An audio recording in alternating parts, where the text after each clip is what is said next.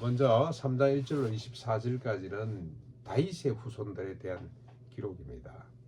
족보가 되겠습니다. 그리고 4장 1절로 23절까지는 유다의 추가 족보, 유다 그러니까 다윗의 조상이죠. 그 유다 조상 자손들의 남아 있는 사람들의 족보를 기록하고 있고 4장 24절로 43절까지는 시몬의 계보와 영토에 대해서 쭉 기록을 하고 있습니다. 그들의 직업이 또 뭔지도 잘 이야기를 하고 있습니다. 오늘 이 말씀을 쭉 읽으면서 이 족보 이야기라 지루하기 짝이 없습니다만은 그러나 이것도 성경입니다. 성령의 감동으로 기록된 하나님의 말씀입니다. 가만히 보면 어떤 생각이 듭니까? 제가 지금 우리 삼촌 한 분이 우리 징조 할머니에 대한 이야기를 우리 가족 카톡방에 좀 올려달라. 우리 후손들이 그 할머니를 좀 알았으면 좋겠다. 그런 이야기 있어서 좀 족보를 뒤지고 있거든요. 이제 정조부까지 고조부까지 올라가려고 그러니까 도무지 그 동기부여가 잘 안 되고요. 정조 할머니는 우리 가문에 처음으로 예수를 믿은 사람이기 때문에 이 명단이 나왔습니다. 나왔는데 참 재밌습니다.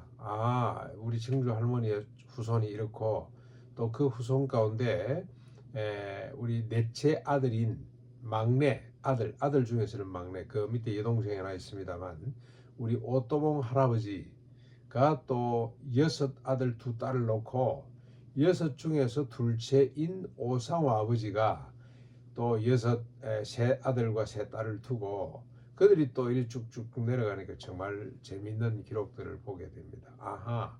우리 할머니가 꽤 오래 사셨구나. 우리 할머니가 어떻게 징조 할머니죠. 예수를 믿게 됐는지 그 후손들이 지금 어떻게 사는지 어디에 살고 무슨 일을 하고 이런 것들을 한번 정리해보는 게 상당히 재미가 있어요. 그리고 특별히 우리 큰아버님의 작업입니다만은 예수 믿고 구원받은 사람은 십자가의 보혈로 빨간 색칠을 해놓고 그렇지 않은 후손들 이게 가계도를 그리고 계시는데 그거 보니까 재밌어요. 예수를 믿는 사람과 안 믿는 사람의 확연한 차이들을 볼 수가 있었습니다. 한 3대만 내려오니까 차이가 많이 나요. 오늘도 이 족보를 통해서 우리가 몇 가지 교훈을 얻을 수가 있습니다. 첫째는 하나님은 참 신실하신 분이다. 약속하신 바를 반드시 이루시는 분이다 하는 걸 우리가 먼저 정리할 수가 있습니다. 하나님이 뭘 약속했습니까? 아브라함에게 3가지 약속을 했죠. 첫째는 큰 민족이 될 것이다. 둘째는 가나안 땅을 차지하게 될 것이다. 기업으로 차지할 것이다. 셋째는 열국을 복받게 할 것이다. 이민족으로 말미암아. 그런데 보니까 그게 성취되고 있어요. 얼마나 많은지 모릅니다. 후손들이 정말로 많습니다. 아브라함의 후손들이 이렇게 많아져서 큰 민족이 되었습니다. 출애굽할 당시에 60만이었다고 하는데요. 남자들만이죠. 전쟁에 나올 수 있는 20세 이상. 그러면 전체 인구를 계산하면 추산하면 한 200만 이상은 될 것이다. 그때로서는 상당히 큰 민족입니다. 지금도 200만 되는 민족들이 많이 있죠. 국가들이 있습니다. 큰 민족이 되었고요.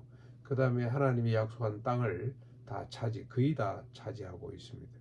땅 이야기가 간혹 나오는데 어느 지파가 무슨 땅을 차지했더라. 그걸 전부 다 퍼즐로 맞춰보면 하나님이 언약했던 가나안 땅 대다수를 차지하게 됩니다.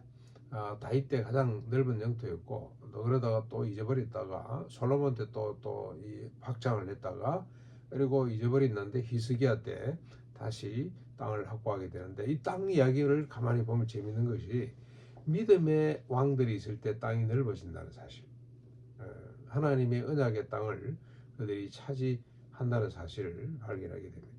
하나님은 땅은 생계 터전이잖아요. 먹고 사는 문제도 함께 간장하고 계시고 그들에게 복을 주시는구나. 생육하고 번성해서 땅에 충만해지는 것이 하나님의 1차 약속인데 그 약속을 위해서 하나님께서 이렇게 신실하게 숫자도 땅도 주시는구나 하는 걸 우리가 확인할 수가 있습니다. 그리고 또 하나, 보통 우리는 왕족 중심으로 족보를 정리합니다만은 여기는 보면은 정말로 모든 이 아브라함의 후손들의 이름이 다 기록되는 걸 보면 그렇구나. 왕이 되는 사람도 있고, 차 시골에서 농사 짓는 농부도 있고, 무슨 뭐 미쟁이도 있고, 그다음에 석수생이도 있고, 뭐 여러 직업이 있습니다만은 모든 언약의 백성들은 한 이름의 자리를 차지하고 있구나. 똑같은 겁니다. 예, 왕이 됐건 농부가 됐건 하나님의 언약의 백성으로서의 가치는 동일하다는 걸 우리가 이 명단을 통해서 발견하게 됩니다. 보통 우리는 뭐 우리 조상들 중에서도 우리 족보책을 봐도 재밌어요. 무슨 큰 뱃을 사람만 이름이 길어요. 기록이 길어. 그럼 나머지 사람들은 낳더라 죽었더라 그밖에 없어요. 누구하고 결혼했더라. 근데 부인들은 또 이름도 별로 없어요. 누구 뭐 경주 최씨와 결혼했더라. 뭐 그 정도밖에 없어요. 그런데 여기 보면 모든 인간들의 이름이 다 기록되어 있는 걸 보게 됩니다. 딸들 이름은 뭐 많이 빠진 것 같습니다만 그래도 딸들 이름이 잘 기록되어 있는 걸 보면서 이 족보가 또 우리에게 주는 큰 교훈이 있습니다. 모든 하나님의 언약의 백성, 또 그걸 확대하면 세상에 존재하는 모든 인간의 존엄성, 그러니까 뭐 권력 있고 힘 있는 사람만 존귀한 것이 아니고 하나님의 후손으로 하나님의 언약 가운데 태어난 하나님의 섭리 가운데 태어난 모든 인간은 동등하다, 평등하다, 존엄하다 하는 사실을 우리가 발견하게 됩니다. 오늘 우리에게 주신 하나님의 언약, 신실하신 하나님의 언약이 뭔가를 우리가 한번 짚어봐야 됩니다. 뭘 약속하셨습니까? 아브라함에게는 땅을 약속하시고 큰 민족을 약속하셨고 열국을 복되게 하시겠다는 약속을 했습니다. 근데 그 약속이 지금도 이어집니다. 지금 우리에게 주신 약속과 일맥상통합니다만은 오늘 신약의 성도들에게 우리에게 주신 하나님의 약속은 뭐죠? 그 신실하게 이루어가시는 하나님의 약속은 십자가 부활의 약속이죠. 십자가 부활로 새로운 피조물이 돼서 다시는 자기 자신을 위해 살지 않고 오직 그리스도를 위해 사는, 그리스도를 위해 산다는 것은 곧 타자를 위해 사는 걸 말합니다. 타자 중심의 삶을 살아가도록 하는 것이 하나님의 언약하신 바입니다. 하나님의 백성들의 모습, 하나님 나라의 모습입니다.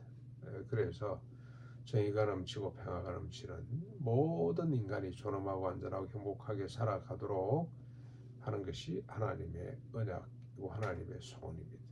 그 하나님의 소원을 신실하게 이루어 가십니다. 더 구체적으로 말하면 산상보온의 삶을 살아내는 것, 그리스도의 장산 분량에까지 이르는 것, 9가지 성령의 열매가 주렁주렁 맺히는 것, 전부 다 관계에 관한 이야기죠. 더불어 함께 생육하고 번성해서 땅에 충만해지는 것, 이게 하나님의 언약인데 이 언약을 바라보고 붙들고 여기 이제 많은 사람이 있습니다만 믿음의 사람이 있고 그렇지 못한 사람들도 있습니다. 하나님의 은혜 차원에서 은총 차원에서 볼 때 하나님의 사랑으로 볼 때 모두가 다 존귀합니다만은 그래도 믿음의 사람들 때문에 땅이 확보가 되고 믿음의 사람들 때문에 생육하고 번성하게 되고 하는 역사가 있었습니다. 그래서 오늘 우리에게도 하나님의 언약을 신실히 바라보고 믿음으로 그 약속대로 하나님의 소원대로 살아가며 또 하나님의 뜻이 이 땅에 펼쳐질 수 있도록 하는 것이 오늘 우리들의 책임이고 우리들의 삶의 모습입니다. 오늘도 이 약속 믿음의 사람들, 간간히 보였던 믿음의 사람들처럼 믿음의 역사를 이어갈 수 있는 하나님의 소원을 이어드리는 이런 아름다운 삶이 될 수 있기를 바랍니다.